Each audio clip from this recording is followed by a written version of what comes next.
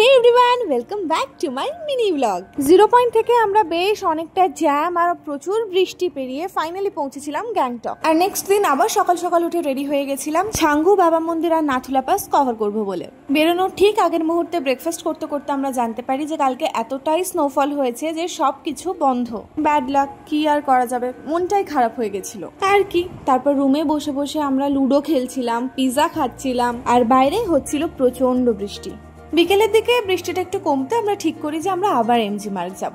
কি আর করবো, একটু ঘুরেই আসি। জানো তো, আমরা তো লাচুং থেকে চলে এসেছিলাম, কিন্তু ওই দিন আমাদের গাড়ির পরে যাদের গাড়ি ছিল প্রত্যেকটা গাড়ি আটকে গেছিল, কারণ এত বৃষ্টি হচ্ছিল আর কোথাও একটা ধসও নেমেছিল। নেক্সট 2 দিনের জন্য লাচুং লাচেন বন্ধ করে দেওয়া হয়েছিল।